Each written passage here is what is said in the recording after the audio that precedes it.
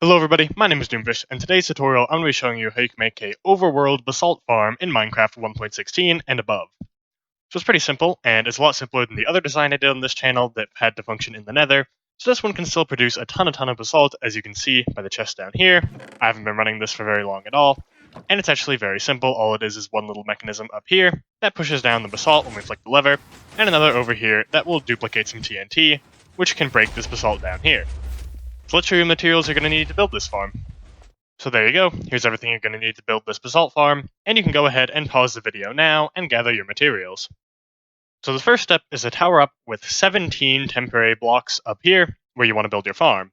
Now we can go ahead and place down some soul soil right here, so we get a little T-shape up here with 5 pieces of soul soil, and we can go ahead and place down a temporary block here, place down some blue ice on top like so, and then around the back side what you're going to want to go ahead and do is place down 5 solid blocks here, place down some blocks on the back side here, and then some on the sides like so.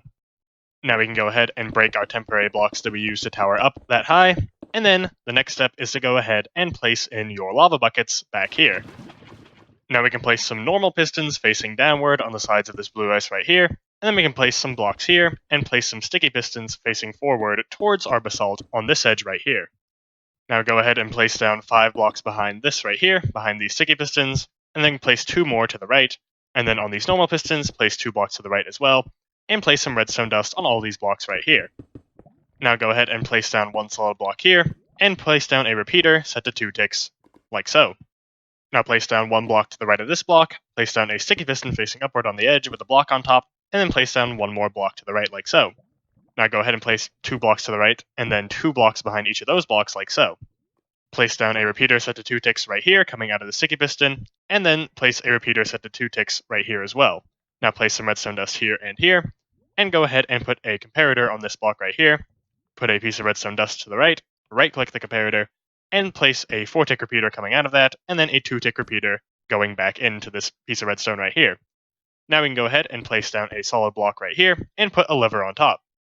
Now if you want to test out this machine, go ahead and do so by flicking the lever, but do be careful that you don't let the basalt get all the way down because we don't have a mechanism to destroy it yet, and if it gets too far down, the machine will actually break. So we can go ahead and flick the lever, and we should see that this basalt gets pulled through, like so, and we can see that it'll flow all the way down to the bottom.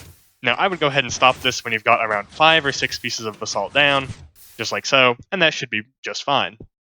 Now place 1 block underneath this block with the lever on top, and then go ahead and place 4 blocks to the right, as well as 4 blocks making this little 2x2 rectangle right here. Now place another comparator, right-click it, and place down a normal repeater set to 4 ticks, another repeater, and then 1 repeater this way, and place redstone dust on the rest of the blocks right here. Now all these repeaters should also be set to 4 ticks. Now to the left of this block right here, go ahead and place down 3 blocks, and then 1 block on top, place redstone dust on top of all of those 3 blocks, and then go ahead and place down 1 solid block, a piston facing upwards with a block on top, and another solid block here. Now go ahead and place down a repeater set to 2 ticks here, and a repeater set to 4 ticks here.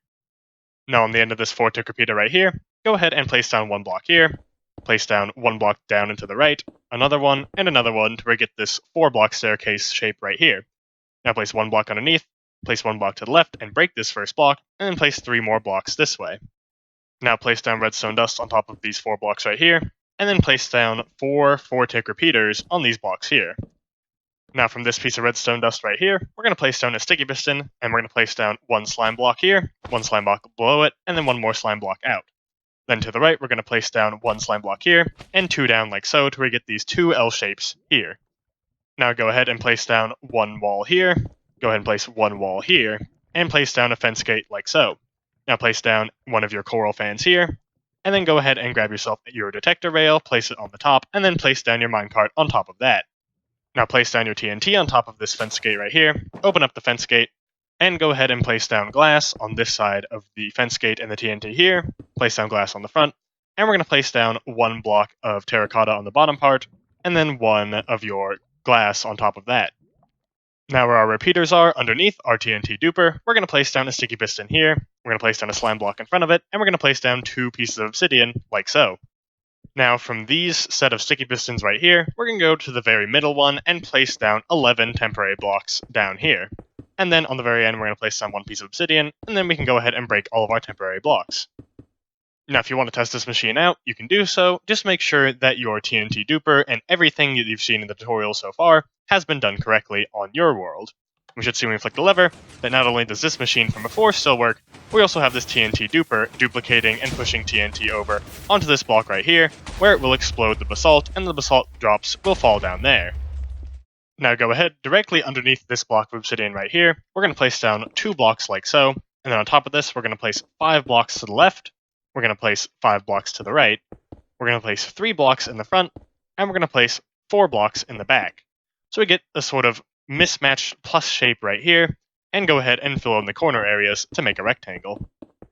Now go ahead and place down a little border around this entire rectangle 1 high so that our water doesn't flow out of the sides. There is one side on the very front here, sort of where our obsidian is closest to, and where our TNT duper is above, that we should leave the wall unbuilt on this side. And go ahead and fill in water in the back wall right here, so we fill out this entire area so that all the drops that fall down here get pushed into this side right here. Now place down some blocks underneath this collection system right here on this side, and then go ahead and place down some blocks over here, making a little too high wall, sort of disconnected from our original system here. Now we're going to place down 3 blocks up here, 3 blocks up here, and we're going to place down 1 more row of blocks up here. Now go ahead and just place down your water bucket in the corner here, and go ahead and break these 4 blocks right here. So we're going to break 1, 2, 3, and we're going to break this one as well, and place down hoppers all facing into each other right here. Now you can break this block right here, and break these 2 blocks, and just fill in your chest right here. So we're going to place a double chest here, and the farm is basically complete. So now that all the parts are put together, we can see that when we flick the lever, it'll function exactly like the example from earlier, where we have TNT being pushed into this spot right here. All of the basalt is breaking and then falling into this collection system right here, where we get all the drops focused in here. Now this farm is not nearly as fast as the nether-based ones, but it does have a very nice perk of being built in the overworld, so your collection system is a lot cheaper and a lot easier. So if you don't need as much basalt per hour, then this farm will work great for you. Now, just because it's slower than other basalt farms doesn't mean that it's very slow at all. Just in that short amount of time, we've almost got a stack. You saw earlier when I opened up that chest, there was only like 4 pieces in there, and now we're up to a stack.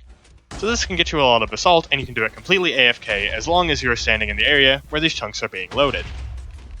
So that's going to do it for today's video. I hope you enjoyed or found it informative, and if you did, don't be afraid to leave a like, and you can subscribe for more content just like this in the future, and I will see you in the next one. Peace.